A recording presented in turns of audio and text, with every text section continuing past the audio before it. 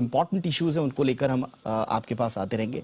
फिलहाल आगे बढ़ते हैं आज की हमारी दूसरी कवर स्टोरी की तरफ, और एक बहुत इंपॉर्टेंट जो इश्यू है लोगों से जुड़ा हुआ वो है डेटा। देश में एक बार फिर से डेटा लीक हुआ है और इस बार नई एयरलाइन कंपनी अकासा एयर और वोडाफोन आइडिया इसके केंद्र में रहे।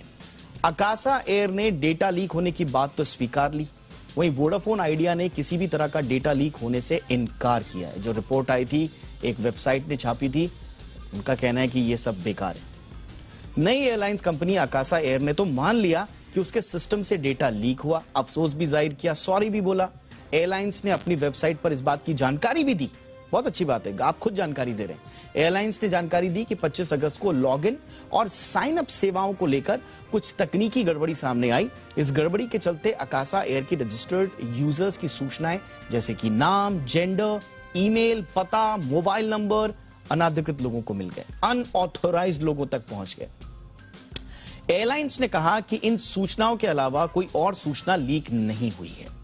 वहीं वोडाफोन आइडिया के सिस्टम से भी डेटा लीक होने की खबर आई। साइबर सुरक्षा शोध कंपनी CyberX9 ने अपनी एक रिपोर्ट में यह दावा किया। CyberX9 के मुताबिक वोडाफोन आइडिया की प्रणाली में मौजूदा खामियों के चलते लगभग 2 करोड़, छोटा मोटा अमाउंट नहीं है, 2 करोड़ पोस्टपेड ग्राहकों के कॉल डेटा रिकॉर्ड सार्वजनिक हो गए। अच्छा, पोस्टपेड ग्राहक, ये और एक चिंता वाली बात है, क्योंकि पोस्टपेड ग्राहक जो होते हैं वो लंबे समय से कंपनी के साथ जुड़े हुए रहते हैं।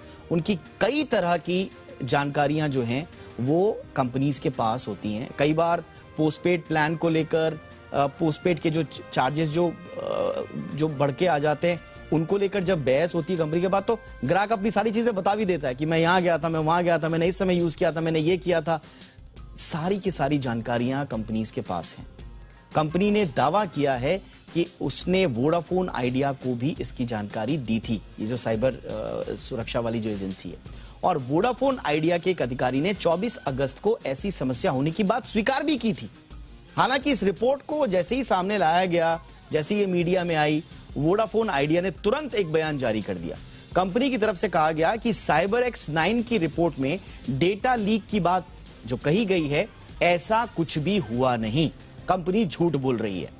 कंपनी ने इस रिपोर्ट को गलत बताया। कंपनी के मुताबिक उसकी बिल प्रणाली में कुछ खामियों का पता चला था, जिन्हें दुरुस्त कर लिया गया है भारत में। लेकिन इस केस को अगर आप छोड़ भी दें तो भारत में डेटा लीक की ये कोई पहली कहानी नहीं है, कोई पहला मामला नहीं है। इससे पहले भी कई कंपनियों की तरफ से डेटा लीक हो चुका है। कई कंपनियों का डेटा डार्क वेब में पड़ा हुआ है, ये हम सब जानते हैं। इस बात को पुष्ट करती हुई कई रिपोर्ट्स भी हैं। डेटा लीक के मामले में दूसरे देशों के मुकाबले भारत 6वें पायदान पर खड़ा हुआ है।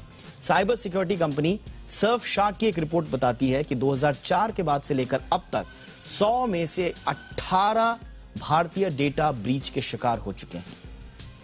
जून की पहली तारीख का डेटा देखें तो भारत में डेटा ब्रीच रेट 740% तक बढ़ा है, 740%। यानी हर एक मिनट में 5 से 42 अकाउंट ब्रीच हो रहे हैं। आप सोचिए कितना बड़ा ये इशू है हमारे देश में। रिपोर्ट के मुताबिक 2004 से जून 2022 तक 14 अरब 90 करोड़ से ज्यादा अकाउंट लीक हो चुके हैं और इन कुल डेटा लीक में 25 करोड़ 49 लाख यूजर्स भारत से हैं। डेटा लीक की इतनी ज्यादा घटनाओं के बावजूद इन पर हम नियंत्रण नहीं कर पा रहे। अब सवाल यह है कि आखिर कंपनियां डेटा लीक को रोकने के लिए पुख्ता इंतजाम क्यों नहीं करती? क्यों हर दूसरे दिन डेटा लीक की खबर आने लगती है? आखिर क्यों कंपनियां पिछले डेटा लीक से सीख नहीं लेती और अपनी मशीनरी को मजबूत नहीं करती? आखिर कंपनीज कब यह समझेंगी कि उनके लिए जब बिजनेस की बात आती है तो बोलते हैं कि data is future, data is future currency.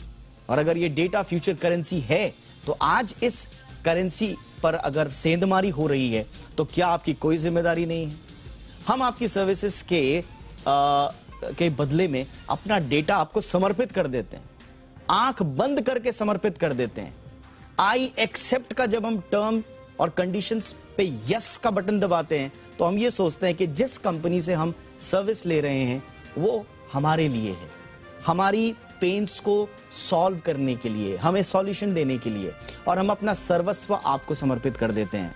और आपके ऊपर कोई डेटा लीक की अगर कोई खबर आती है तो आप बिल्कुल हल्के अंदाज में, या तो कोई जांच बिठा देते हैं या तो मामले से पल्ला झाड़ लेते हैं।